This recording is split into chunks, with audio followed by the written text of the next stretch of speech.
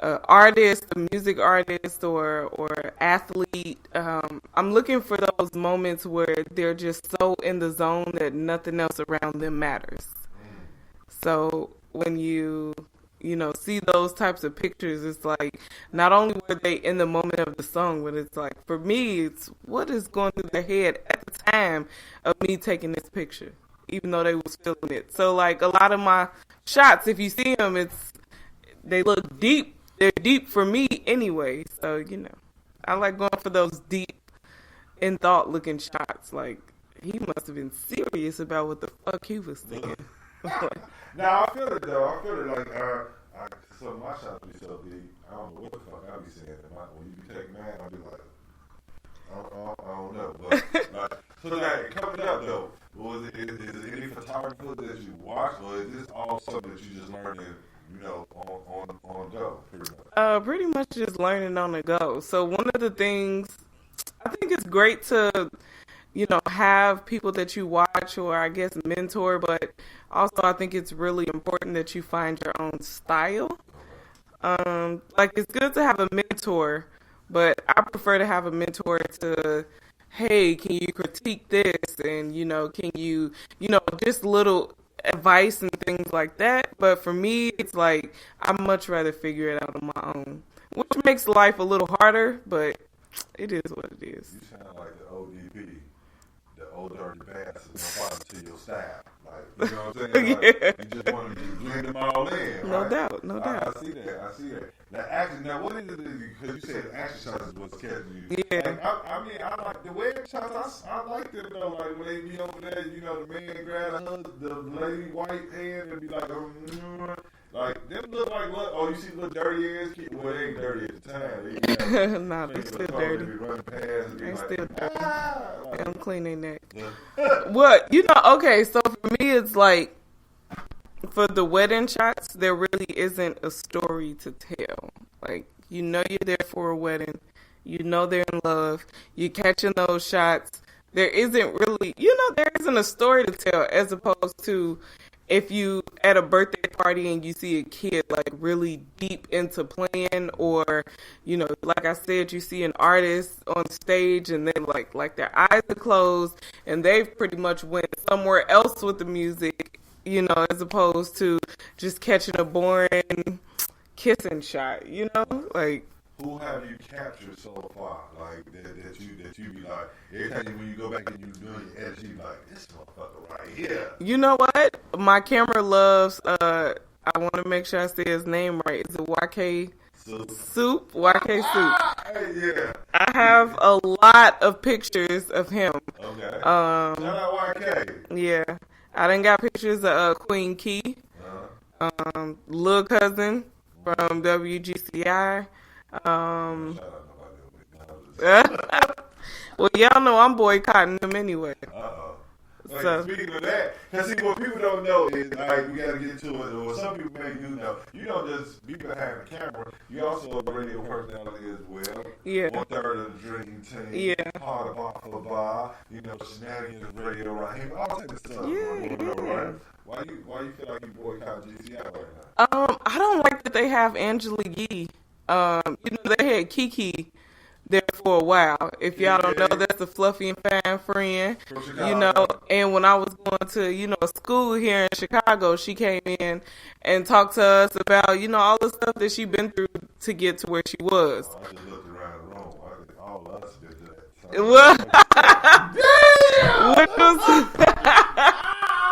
Go ahead. So, like for me, I feel like if anybody deserved a midday show on, that station, it would have been her. But, they done brought somebody in from New York. So it's like, damn. Yeah, like is our station turning into podcasts now? Like podcast stations? And, so like I'm kind of through with iHeartRadio. It's too much talent in Chicago for them to be bringing in all these other motherfuckers. Don't say iHeart because you can tune in to Spanish Cast Radio on iHeart Media as well. Look. Oh, look, I just did that. Look, no, you can though. Like, go ahead. Okay. Now, you got your qualms all you want, because whenever you listen to the streaming site, make sure you just hit us Smash Cage Radio. It's Spotify for me, yeah. In the world. It's Spotify for me, but yeah. Come on, shout out Spotify. We over there, too. Mm-hmm. But look, so you feel like them syndicate, you doing radio, or do you feel like it's watered down with the females right now? Because we got, right now, okay, they syndicated that, but we done got a new station here. I'm feeling like a lot of radio is watered down right now, only because it's a lot of influencers and creators that's getting behind the mic. And don't get me wrong, I'm not knocking nobody's hustle, but it's like, so like some years ago, I don't know if y'all remember when all them nursing programs was popping up, get your CNA license in 6 to 9 months, you know what I mean? And there would be so many nurses who actually went to school, years, got degrees in this shit that, you know, like, they'll respect them as a person, but it's like, I don't really respect you in this profession. So it's like, you got these creators that attract people, attract crowds. That's what they're going for, is to attract, you know, the people, which ultimately is the goal, but they're just not that great at the job, though. You know? You know what you sounded like? You sound like with Corey Holcomb talking about Just Hilarious. I rock with both of them. Look. I just, but see, you know what I'm talking about? Yeah. Because now, imagine, I like to look, and it's kind of fucked up because you think about, like, everybody can't transition. Or, I don't know, I haven't seen her stand up. I don't know if stand up, right? So I know she can throw a couple of jokes here and there. The acting shit that I saw so far, you know what I mean? Yeah, they wild for their show. When they talk about her stand up, like Corey got out on her stand up, and my thing is like the transition of how everybody can transition from being an internet sensation to being selling out like real shows, make money from shit. Because the internet, you might make money off of being a promotional person, but then come to that fucking show is where you really gonna make that bag hit. Like, what's like, shout out DC Young Fly. That's one person that I actually saw. He took it to the next level of, he started out on the internet, but he surrounded himself around people who actually do comedy, so he could learn. Like, you know what I mean? Some people ain't doing it. Like, do you think that's what's going on with some of these influencers? They just come in like, I know what the fuck to do. I'm an influencer. Like, you know what? I think the influencers, they kind of get used to the audience that follows them, and they don't factor in the rest of the world. So it's like, yeah, I know what my followers is gonna like, which may be like 20,000 people, but what about this other 1 million people? They may not like, you know what I mean? Like, and so, yeah, it is like kind of a transition where, because online, you got the same type of people that gravitate to you for the most part. So I just got blocked by this guy who was begging on TikTok, and he made... Look, it's crazy because he was stuck. I guess he got stuck on the highway somewhere, and he like, I need somebody to send me some money so I can get back to where I'm going. But so TikTok, he did. Yes, he did. Yeah. But so so then he posted this thing though about black mothers and blah blah blah, and he's all like first he was begging for money, now he's talking about yeah.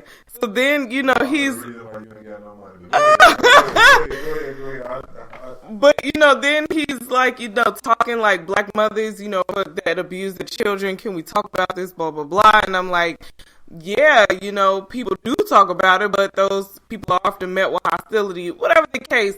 But most of the people in his comments were, oh yeah, you're right, and I agree with you and all of that other shit. But me, I'm like, yeah, no, I don't agree with you. And people do talk about this, and he blocked me because I didn't agree with him. So on the social media aspect of it, you can be an influencer and block all the people that don't agree with you. You can create your own little world. But when that has to transition into the real world, you're not that fucking great. Damn. She just, hold on, I gotta shoot a bullet for that one. That was like a shot right there. Like, yeah. Because it's real. And some people don't face that. They feel like, damn, because you created this whole world. See, because me, I just accept everybody on here. Pretty much, yeah. If you got titties and ass, you're going to be on my Instagram. No, I'm just joking, but I'm not lying. He ain't lying. You can check out my Instagram page, SmackGNT Radio. Get into us, man. But so now, what you trying to take it to? Because I mean, like, you got the arts, you got you on podcast, you do radio, you do poetry. Speaking of, we gonna come back and talk about the poetry, right? I want to get into that in a hot second, but what are you trying to take it to, though? Like, take what, my photography? Yeah. You know what? I just came across an article of the photographer John White, and he's a Chicago photographer, black, and he's also a Pulitzer Prize winner. So I've heard of those Pulitzer Prize. Yeah. So you know what? I just came across that story today, and that's something to reach for. Motivation. Yeah. He don't just take pictures of. He's a photojournalist. What that mean? So he take pictures of pretty much every fucking thing. A journalist is somebody like what we do the news. Yeah, yeah. So he take a photo. And so he do information. He'll take a picture of a building and then run that information to you. I'm finna say I done seen pictures of the projects. He got a lot of pictures from the 70s and the 80s, just like a lot of black people. It's just fucking beautiful. I'm trying to tell you. You gotta pull up because we be niggas outside. I mean, black people. I want to keep saying that. I have to understand YouTube raw. Well, you know, it's different types of events. You got nigga events and you got black people events. You know, you just gotta. All the nigga events though. I don't mind hanging with the niggas. I mean, I don't need it, but I like some of the black people. You just gotta make sure you you keep that mouse tool on you. You gotta know what time to get up out there, motherfucker, too. Like, you know what? It's time to get a little bit dark. You gotta show up. What was the G Unit bulletproof vest? You gotta show up in those. G Unit. Hey, look, we finna go into some more music right now. We gonna come right back in a hot second. We got the Homegirl Radio right here in the building. R&R Media thing. Hey, look. This nigga joint right here is by my homie, man, Joel Q. Shout out Joel Q. Congratulations on the newborn baby, man, baby girl. Hey, look. That's what we talking about, right? Hold on, let me get oh, God. You know? I gotta give it up for my people, man. I celebrate parenthood and all that type of stuff, man. Y'all stay tuned. It's since 93. Oh, God. Shout out Larry Hoover. Man. You know, I was born on September 16, 1993, you know. I think that was just a good time to be born because hip-hop was really... This is a Smash Cash Radio World Premiere. You know, to be a direct result of all those hits, you know, I feel like, you know, I'm one of those people.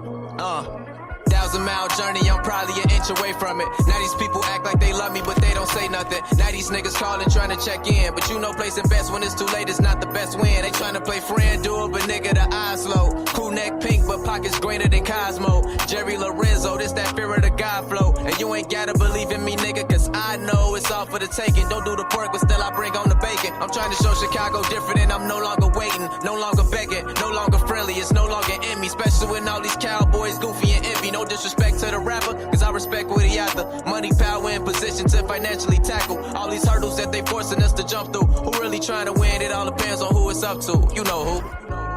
Hey man, something crazy is that I don't remember nothing before my 4th birthday. You know what I'm saying? Because I had a dream that some angels came and they told me everything I was gonna do. I can't remember everything they said, but I remember they said, "Are you ready?" And I was like, "Yeah." And they said, "Wake up." And I lie to you not, I woke up, my mom was saying happy birthday to me, and I remember everything after that. Look, normalizing meetings with niggas who I grew up with.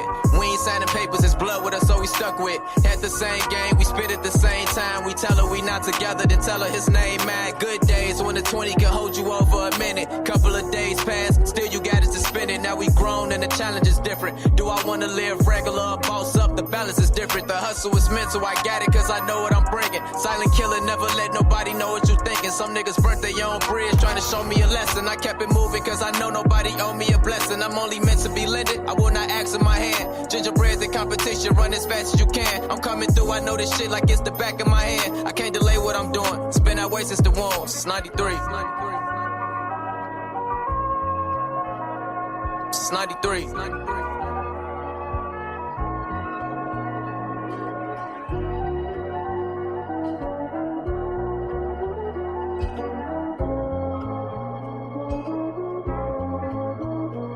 since 93.